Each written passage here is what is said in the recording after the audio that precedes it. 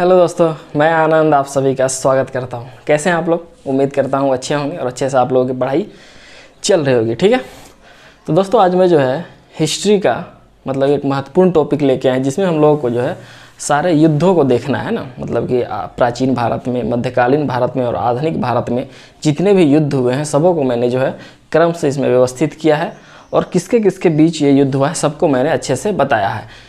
ये आपके लिए ज़रूरी इसलिए है क्योंकि ये आपके हर एक एग्जाम में इससे क्वेश्चन देखने को मिलते हैं। इससे क्वेश्चन कैसे बनते हैं? या तो युद्ध दे दिया जाता है, ईस्वी पूछ लिया जाता है, या ईस्वी दे दिया जाता है, या फिर युद्ध दे दिया जाता है और पूछा जाता है कि ये युद्ध किसके किसके बीच हुआ है। ठीक है, तो इस प्रकार इससे जो है क्वेश्चन बनते हैं। और पिछले दरोगा के एग्जाम में देखा जाए तो यहाँ भी जो है इससे क्वेश्चन बने थे ना। और कोई भी एग्जाम आपकी तैयारी कर रहे हो, या फिर दरोगा का हो, बिहार पुलिस का हो, आपका रेलवे का हो, ग्रुप डी का हो, कोई भी एग्जाम की तैयारी कर रहे हो, इससे जो है क्वेश्चन आपको देखने को मिलता है। ठीक है, तो ये आपके जो हर एक एग्जाम की दृष्टि से काफ़ी महत्वपूर्ण है।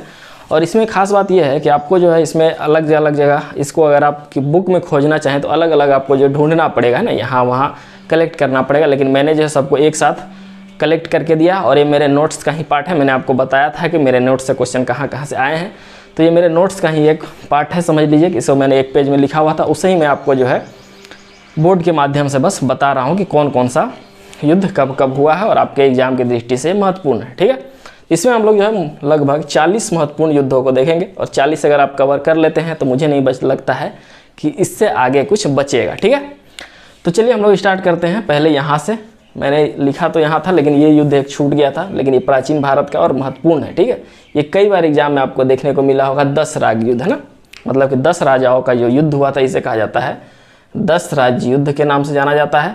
और इसका वर्णन जो है ऋग्वेद के 10वें मंडल में कहाँ है? ऋग्वेद के, आपसे पूछा जाता है कि 10 राग युद्ध का वर्णन कहाँ किया गया है, तो ऋग्वेद के 10वें मंडल में इसका वर्णन किया गया है। और ये युद्ध जो है किस नदी के किनारे लड़ा गया था, तो ये परोसनी है ना, परोसनी नदी के किनारे, जिसका कि वर्तमान नाम रावी है ना। क्या है? परोसनी नदी के किनारे लड़ा गया था, जिसका वर्तमान नाम रावी है। और ये किसके किसके बीच लड़ा गया था, तो एक राजा थे सूरदास और दूसरे तरफ थे 10 राजाओं के समूह था। ठीक है, इसीलिए इसे जो 10 राज्य युद्ध के नाम से भी जाना जाता है। ये आपका पहला युद्ध हो गया और ये बहुत ही महत्वपूर्ण है। कितना बार ये आपको एग्जाम में देखने को मिला होगा कि किसके किसके बीच हुआ, किस मंडल में इसका वर्णन है, किस नदी के किनारे हुआ। तो ये पहला युद्ध है, इसे आप लोगों को याद कर लेना। ठीक है, और ये प्राचीन भारत का है। दूसरा हम लोग आते हैं 300। इसे आप लोग जो अच्छे से पहले एक बार वीडियो को देखिएगा, पहले बार में लिखने का कोशिश मत कीजिएगा, पहले एक बार वीडियो को अच्छे से देख लीजिएगा, दूसरी बार में इसे देखिएगा और कॉपी में लिखिएगा, उसके बाद याद कर लीजिएगा। ठीक है, चलिए देखिए। दूसरा युद्ध है 326 ईसा पूर्व में हुआ है। ईसा पूर्व, ये प्राचीन भारत का बात है, 326 ईसा पूर्व में हुआ है। इसे कहा जाता है हाइडेस्पीज का युद्ध। कौन सा युद्ध? हाइडेस्पीज का युद्ध। और ये किसके किसके बीच हुआ था? सिकंदर, यूनान का शासक, और ये राजा पोरस के बीच हुआ था। किसके किसके? सिकंदर और पोरस के बीच ये युद्ध हुआ था। अब हम आते हैं दूसरा हुआ 305 ईसा पूर्व में। 305 ईसा पूर्व में ये हुआ था चंद्रगुप्त मौर्य और सेल्यूकस निकेटर के बीच, जिसमें चंद्रगुप्त मौर्य ने सेल्यूकस निकेटर को पराजित किया था। ठीक है, अब हम लगाते हैं तीसरा युद्ध। तीसरा है 261 ईसा पूर्व में। ये मौर्य काल में हुआ, मौर्य वंश के समय, अशोक के समय, और ये कहलाता है कलिंग विजय। कौन सा युद्ध कहलाता है? कलिंग विजय। अशोक ने जो है कलिंग पर आक्रमण किया था और यहाँ पे जीता था। और इसी युद्ध के बाद, कलिंग युद्ध के बाद ही अशोक जो है मतलब कि अहिंसा पे उतर आता है और फिर हिंसा छोड़ देता है और बौद्ध धर्म को अपना लेता है। वर्तमान समय में एक कलिंग कहाँ है? वर्तमान समय में कलिंग उड़ीसा में पड़ता है। ठीक है, तो ये कब हुआ है? 261 ईसा पूर्व में। ठीक है, इसके बाद हम लोग आते हैं, ये हो गया आपके प्राचीन भारत के युद्ध। इसके बाद हम लोग आते हैं मध्यकालीन भारत में कौन कौन से युद्ध हुए। 712 ईस्वी का युद्ध इसे एग्जाम में इसलिए पूछा जाता है क्योंकि जो है भारत में अरबों का पहला आक्रमण था, मुस्लिमों का पहला आक्रमण था। और एक किया था किसने? मोहम्मद बिन कासिम ने किया था। और एक कहाँ किया था? सिंध का पराजित किया था। सिंध पर राजा यहाँ का कौन था? दाहिर। कौन था राजा? ये मैंने लिखना भूल गया हूँ। दाहिर यहाँ का राजा था। कौन था? दाहिर यहाँ का राजा था। इसे जो है 712 मोहम्मद बिन कासिम हराता है और सिंध पर विजय करता है। ठीक है, इसके बाद एक है 1001 ईस्वी में। किसमें? 1001 ईस्वी में ये वहिंद का युद्ध कहलाता है। कौन सा युद्ध? वहिंद का युद्ध कहलाता है। ये हुआ था राजा जयपाल और महमूद गजनवी के बीच। किसने? राजा जयपाल और महमूद गजनी या गजनवी के बीच हुआ था। दूसरा है 1025 ईस्वी का, ये तो महत्वपूर्ण है, ये युद्ध नहीं है कहा जाए, इस पे जो है महमूद गजनवी ने जो आक्रमण किया था, कहाँ आक्रमण किया था, सोमनाथ मंदिर पर आक्रमण किया था महमूद गजनवी ने, और यहाँ पे काफ़ी मात्रा में यहाँ पे धन लूटा था। और ये आपके एग्जाम की दृष्टि से काफ़ी महत्वपूर्ण है कि सोमनाथ पर आक्रमण महमूद गजनवी ने कब किया था, कितने बार एग्जाम में आया, तो कब किया था, 1025 ईस्वी में किया था। इसके बाद एक युद्ध है 1027 ईस्वी में, ये जो है मोहम्मद गजनवी जो है, जब भारत में आप लोग जानते हैं कि इसने जो है 17 बार आक्रमण किया था, तो इसका जो अंतिम आक्रमण था ये 1027 ईस्वी में था।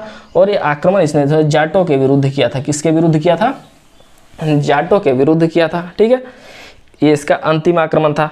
इसके बाद 1178 में आते हैं, 1178 में जो है इसमें जो है मूल राज द्वितीय और गौरी के बीच युद्ध होता है, किसके किसके बीच, ये गजनवी का शासन, गजनवी का आक्रमण समाप्त होता है, गजनवी के बाद मोहम्मद गौरी आता है।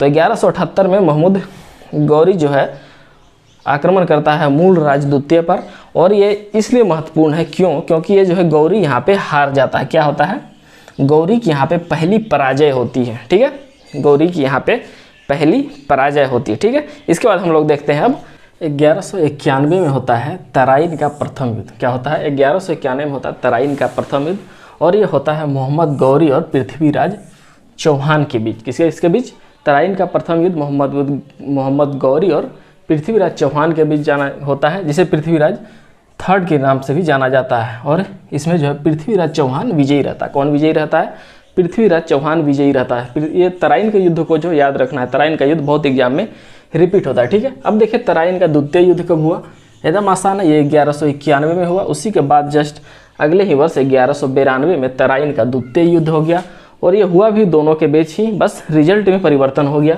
ये मोहम्मद गौरी और पृथ्वीराज चौहान के बीच ही हुआ।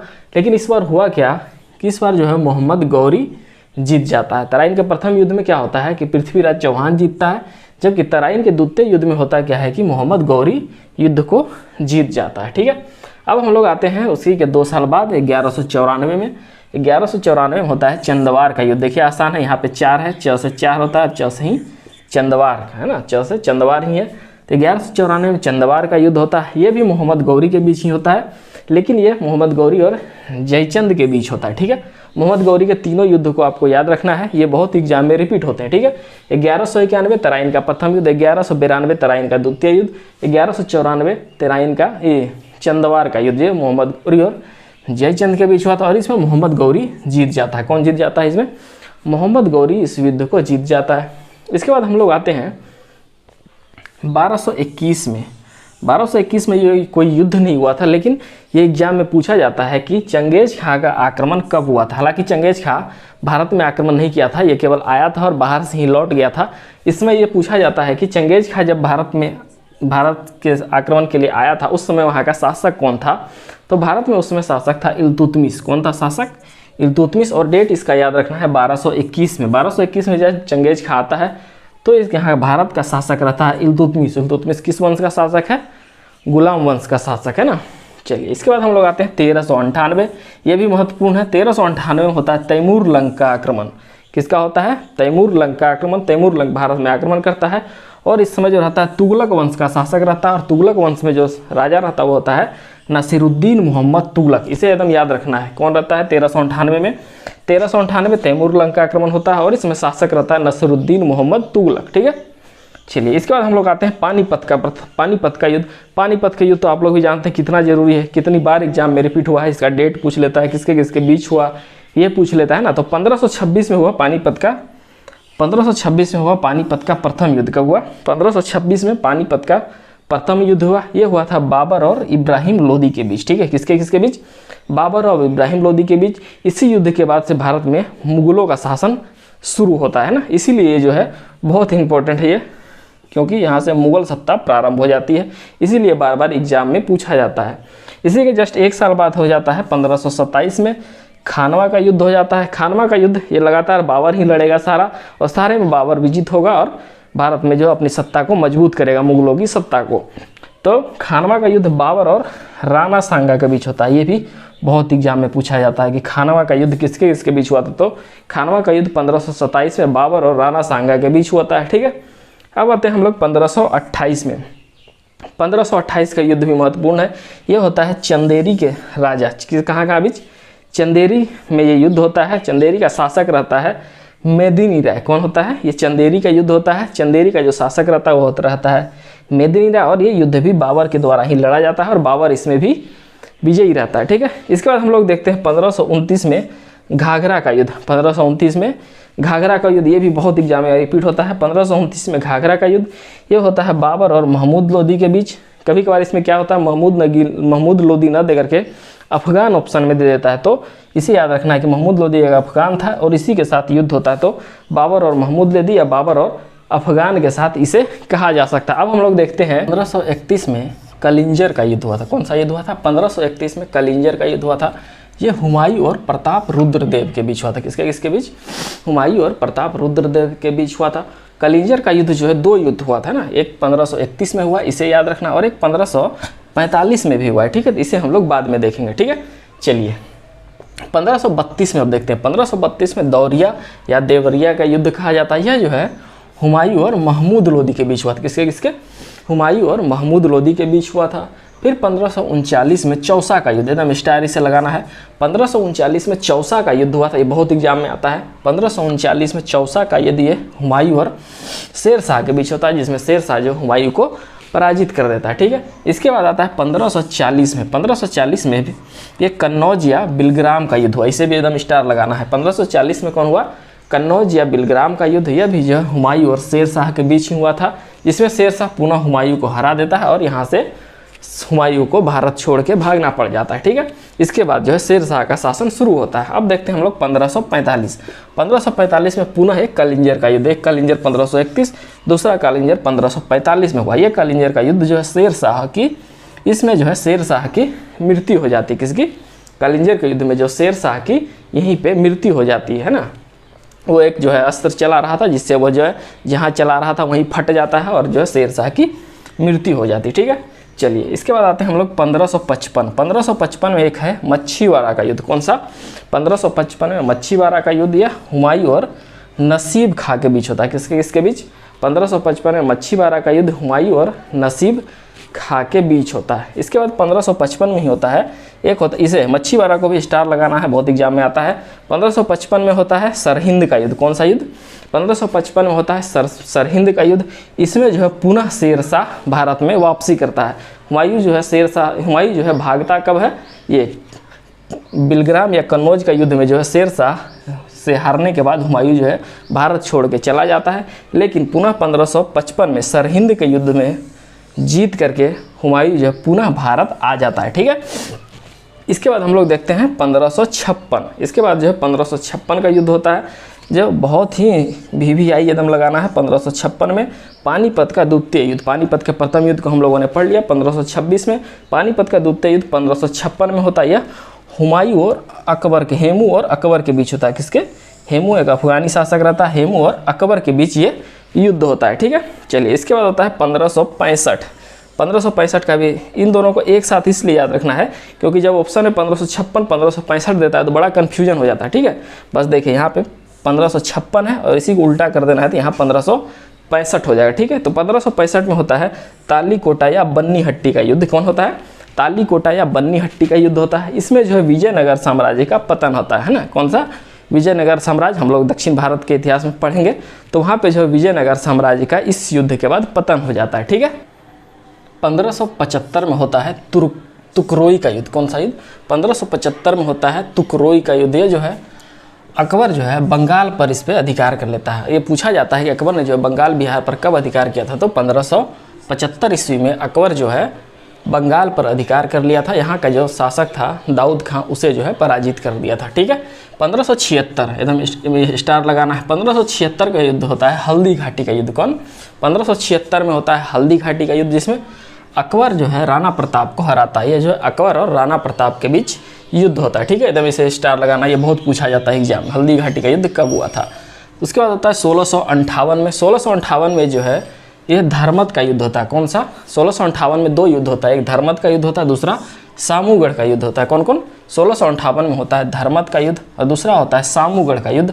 यह जो औरंगजेब और उसके भाई दारा सिकोह के बीच होता है। कौन सा, 1658 में ही 2 युद्ध होता है, धर्मत का युद्ध, सामूगढ़ का युद्ध, औरंगजेब और दारा सिकोह के बीच, ठीक है।